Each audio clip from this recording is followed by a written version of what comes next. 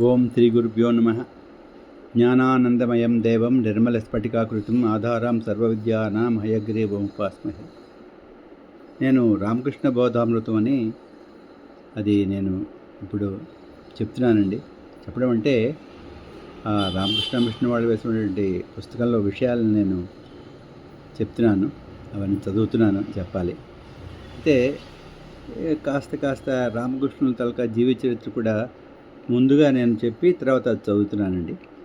ఇంతవరకు దేరే గ్రామం నుంచి రామకృష్ణ పరమహంస వాళ్ళ తండ్రి గారు ఆయన కామార్పూర్ వచ్చేసారు. ఆయన క్షుదిరామ్ చటోపాధ్యాయ, ఆయనకి ఒక కొడుకు రామచంద్ర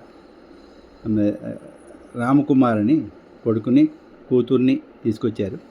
అక్కడ ఆయనకి రామేశ్వరుటువంటి కొడుకు పుడతారు. తర్వాత కాలంలో ఆయన గయా వెళ్తారు. అక్కడ గయా క్షేత్రంలో ఆ దేవుడిని పూజ చేస్తారు. తర్వాత ఆయనకి స్వప్నంలో అతను కనిపించి ఆ కుమారుడుగా పుడతానంటారు. ఇవన్నీ జరుగుతాయి. వచ్చిన తర్వాత ఆయన ఊరు వస్తారు, వారు కామార్పూర్ వస్తారు. అక్కడ భార్య ఆవిడేంటంటే చంద్రాదేవి, ఆవిడ ఒకసారి యుగుల శివాలయం అని చెప్పేసి దగ్గరలో ఆవిడ వెళ్తారు. అక్కడ చూస్తే ఆ శివాలయంలోంచి ఒక కాంతి ప్రసరించి ఆవిడని కప్పేసి ఆవిడలో లీనమైపోయినట్టుగా ఆవిడకి అనుభూతి కలుగుతుంది. తర్వాత భర్తకి చెప్తుంది. అక్కడ ధని అని చెప్పేసి ఆవిడతో చెప్తే అపస్మారక స్థితిలోకి వెళ్ళావు నువ్వు, అంతేగాని ఇంకేం లేదంటుంది. ఆవిడ గర్భం ధరించారని అంటుంది. కానీ యువతలు ఆవిడేమో నీకు అపస్మారకం వచ్చిందంటుంది. ఈవిడ ఈ విషయాలని కూడా అతనితో చెప్తుంది, ఆ భర్తతోటి. సరే, ఆ భర్త అంటాడు, నువ్వు ఎవరి మాటలు ఏమీ నమ్మకు, మనకి ఆ రఘువీరుడు ఉన్నాడు అని. అంటే వాళ్ళకి తలక శ్రీరాముడు పరమభక్తుడు క్షుదిరామ్ చటోపాధ్యాయ.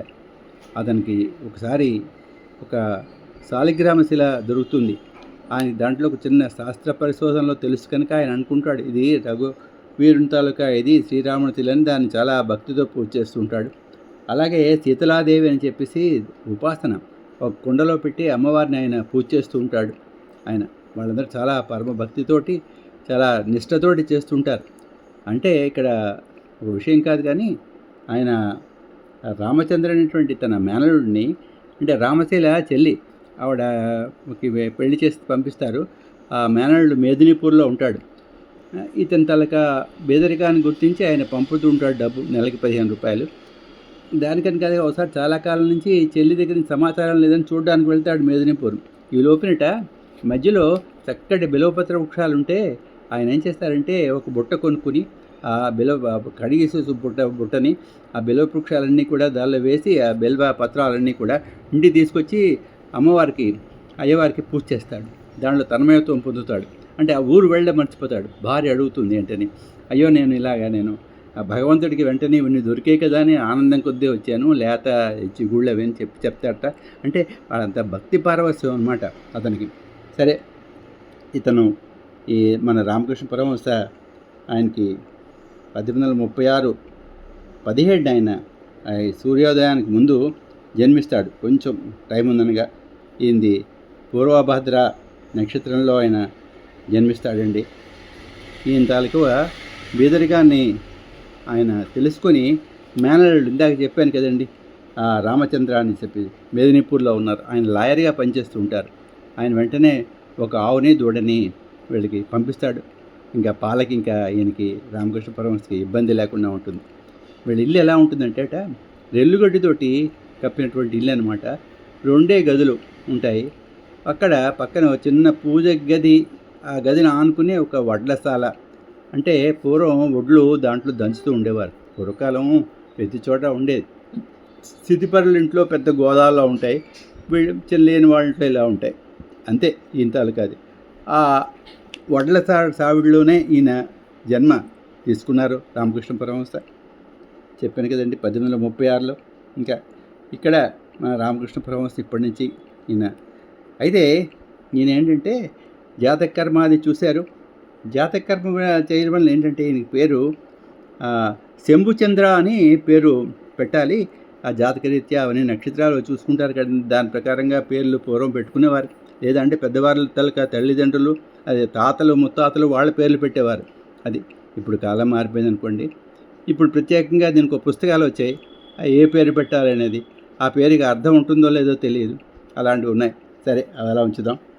ఈయనకేంటంటే ముందు శంభుచంద్ర అని పేరు పెడతారు. తర్వాత ఈయన కల్లో ఆ గదాధరుడు కనిపించడం, ఆయన చెప్పడం నీ కుమారుడు కానీ ఇవన్నీ ఆలోచించి ఏం చేస్తారంటే గదాధరుడు అని పేరు పెడతారు. ఆ తర్వాత కాలంలో రామకృష్ణ పరమహంస అని పెట్టి పిలుస్తాం అనుకోండి మనం, గదాధరుడు. అది ఇప్పుడు మన రామకృష్ణ పరమహంస వచ్చారు. సరే, ఈయనకి జాతక కర్మ అది వేయించారు, చెప్పారు జాతక కర్మ. ఇదని చుట్టూ కూడా అనేకమైనటువంటి శిష్యులు ఉంటారు. ఈయన చాలా గొప్ప స్థితికి వెళ్తాడు ఈయన అని చెప్పారు అందరూ కూడా అక్కడ. అదే ఆ తర్వాత కాలంలో మరి దేవాలయంలో పనిచేస్తాడు, అవన్నీ వేశారు. అంటే ఇక్కడ ఎలా ఉందంటే ఆ రోజుల్లో జాతకాలు ఉన్నాయా నమ్మాలా అంటే నమ్మాలి. ఏమండి, ఈయన అన్నగారు అంటే రామకృష్ణ పరమహంస అన్నగారికి ఈయనకి 23 ఏళ్ళు దగ్గర తేడా ఉంది ఆయనకి. ఆయన ఒకసారి రామ్ కుమార్ అన్నమాట, రామ్ కుమార్ చట్టోపాధ్యాయ, ఆయనకి 7 ఏళ్ళ అమ్మాయితో వివాహం అవుతుంది. ఆవిడకి జాతకం చూసి సరే ఆయన గుమ్మరం కోరుకున్న తర్వాత కాలంలో ఆవిడ యవ్వనవతి అవుతుంది. ఆయన అంటాడు ఈవిడ మరణిస్తుంది అని చెప్పేసి రామ్ కుమార్ గారు నిర్ణయం చేశారు జాతకరీత్యా. అలాగే ఆవిడ బిడ్డని కానీ మరణించింది. అంతకు పూర్వం కూడా ఒక రాణి పల్లకిలో వెళ్తుంటే రామ్ కుమార్ గారే ఆవిడ చూసి, ఆవిడ నదిలో దిక్కుండానే పల్లకి మించే స్నానం చేస్తూ ఉంటుందిట. ఆవిడ మొహం ఒకసారి త్వరగానే చూసి అయ్యో ఈవిడ మరణిస్తుందని మామూలుగా అనుకున్నారు. ఎవరో విన్నారు అన్నమాట. వెంటనే ఆ జమీందారికి చెప్తే జమీందారు పరిశీలిద్దామని రాత్రి పట్టుకెళ్ళి అతను ఉంచారు. అంతే, మొన్నాడు ఆవిడ పోయింది. అప్పుడు ఇతన్ని గౌరవించి పంపించేశాడు అతను. అంటే వాళ్ళకి ఆ పూర్వకాలం అంత ఇదిగా ఉండేది, మొహం చూస్తేనే చెప్పేసేవారేమో అనిపిస్తుంది. సరే, ఇతని జాతక కర్మ అంతే వేశారు. అంతా అయిపోయిన తర్వాత ఇతనికి మనకేంటంటే తొట్టులో పెట్టడం ఉంటారు 21వ రోజుని ఉయ్యాల్లో అది వేస్తారు కదండి. అలాగా నిష్క్రామ కర్మ అని చెప్పేసి నిష్క్రామ కర్మ. దాంట్లో ఏంటంటే ఊరు బయలు వెళ్ళడానికి అనమాట, ఆ పిల్లాడిని ఎక్కడికైనా తీసుకెళ్ళడానికి ఆ కర్మ చేస్తారట. అది చేసిన తర్వాత కానీ పైకి అతన్ని బాలుడిని కదపడానికి వీల్లేదు ఆ ఇంటి దగ్గర నుంచి, అంతవరకు ఇంట్లోనే ఉంచాలి. సరే, అది కూడా అవుతుందండి. ఇకపోతే తర్వాత ఇక్కడి నుంచి నేను మళ్ళీ ఈ రామకృష్ణ పరమహంస బోధామృతం నేను చదువుతున్నానండి. అది ఈ భగవద్భక్తి పుస్తకములు పఠించడం వలన లభించునా అని అడిగారు అన్నమాట. అంటే పంచాంగంలో ఒకరోజు 20 దుక్కుల వాన కురియునని వ్రాయబడినది. కానీ ఆ పంచాంగమును మెలిపెట్టి పిండుట వలన ఒక చుక్కైనను వచ్చునా, అదేవిధంగా శాస్త్రములలో అనేక సద్వాక్యములు ఉండవచ్చును. కానీ వానిని పఠించిన మాత్రమున ఎవడను పారమార్థికుడు కాజాలడు. భగవద్భక్తి కలుగువలెన అనినా నీవు ఆ శాస్త్రంలో చెప్పబడిన ధర్మములను అవగాహన చేసుకొని వాటిని అనుష్ఠించవలెను అని చెప్తున్నారు ఆయన. తర్వాత పరమేశ్వరుని మూల అంటే అతని దగ్గర యుక్తి, ధీశక్తి, పాండిత్యము ఇవేవి కూడా కొరగావు, పనికిరావని చెప్తున్నారు. అతట మూగవాడు మాట్లాడతాడు, గుడ్డివాడు చూస్తాడు, చెవిటివాడు వింటాడు. అది భగవంతుని దగ్గర. తర్వాత శాస్త్రమును చదివినంత మాత్రమున ఈశ్వరుని తత్వమును నిరూపింపబూనుట కేవలము కాశీపటమును చూసి అంటే ఆ చిత్రమును చూసి కాశీ ఎట్టిదో మరి ఒకరికి వర్ణింపబూనుట వంటిది అని చెప్తున్నారు. ఎవరైనా ఆ పటాన్ని చూసి ఆ బొమ్మను చూసి ఇలాగా ఉంటుంది కాశీ ఎలా ఉంటుందని ఎవరైనా వర్ణించి చెప్పగలరా? అది వెళ్ళి స్వయంగా మనం చూస్తేనే తెలుస్తుంది. అది తర్వాత చెప్తున్నారు, గంజాయి అను మాటను 1000 సార్లు ఉచ్చరించినను గంజాయి యొక్క మత్తు కలుగనేరదు. కొంచెం గంజాయి తెచ్చి నీరు మొదలగువానితో కలిపి నూరి ఆ రసము త్రాగుము, అప్పుడు నిజంగా నిషా కలుగును. దేవుడా దేవుడా అని దేవులాడు చేత ఏమి లాభము? శ్రద్ధాభక్తులతో సాధన చేయము, అప్పుడు నీకు భగవద్దర్శనము లభించును అని చెప్తున్నారు ఆయన. తన పాండిత్యమును ఐశ్వర్యమును చూచుకొని గర్వపడువానికి తత్వజ్ఞానము లభించబాలదు అని చెప్తున్నారు. ఎవరైతే తన పాండిత్యము ఐశ్వర్యం, నాకు ఇంత డబ్బు ఉంది, నేను ఇంత తెలివైనవాడిని, ఇంత చదువుకున్నాను, అలాంటి వాడికి గర్వం ఉంటుంది కదండి. ఆ గర్వం మంచిది కాదు. దానివల్ల తత్వజ్ఞానం అంటే భగవద్జ్ఞానం లభించదని చెప్తున్నారు ఆయన. అట్టి వానితో నీవు ఇట్లు చెప్పేదవుగాక, ఒకానొక చోట ఒక సాధువు ఉన్నాడు, చూచి ఒత్తువా అతడు ఏదియో సాకు చెప్పి రాజాలనన్ను, అంటే ఈ డబ్బున్నవాడు పాండిత్యం ఉన్నవాడు రానంటాడట. సాధువులను సన్యాసులను చూడబోట తన వంటి గండకు తెగదని భావించును. అజ్ఞానము వలన ఇట్టి గర్వము కలుగుచుండును అని చెప్తున్నారు ఆయన స్వామి. తర్వాత అల్ప విద్యావంతునికి అహంభావం ఎక్కువ. నేను ఒకరితో భగవంతుని గూర్చి ప్రసంగించుతుని. అతడు ఇట్లనెను, నాకు ఇవి అన్నీ తెలిసినవే. అంతటా నేను ఇట్లాంటిని. ఢిల్లీకి వెళ్ళి వచ్చినవాడు నేను ఢిల్లీకి వెళ్ళలేతిని అని చాటుకొన్ను చూబోవునా. పెద్ద మనుషుడు ఎవడైనా కూడా తాను పెద్ద మనుషుడని చెప్పుకున్నా అంటే తన్ను పొగుడుకుంటే తన్నుకున్నట్టుగా ఉంటుందని అలా ఎవరో చెప్పుకోరని చెప్తున్నారు ఈయన. అహంభావం అదనమాట. గ్రంథములు గ్రంథులు అని వాటి గురించి చెప్తున్నారు ఈయన. మనలను బంధించు ముడులు అదే అంటే ఈ గ్రంథులు అనమాట. తరచుగా ఈ అర్థమే వానికినే జల్లును.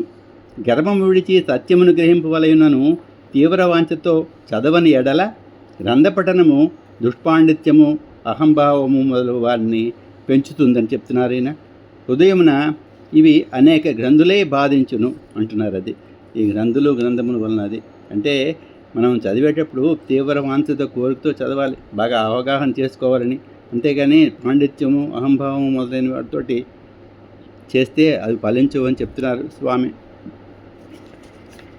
బూడిదపై పోసిన నీరు వెంటనే ఎగిరి పోవును కదా. గర్వమే ఈ బూడిద ప్రోవు. గర్వంతో రెచ్చిపోవు వాని హృదయమున ప్రార్థనలను ధ్యానాలు ఫలవంతములు కాజాలవు అంటున్నారు. అదే గర్వం ఉండకూడదని చెప్తున్నారు ఆయన. ఇక్కడితోటి నేను ఆపుతున్నానండి. శుభం భూయాత్.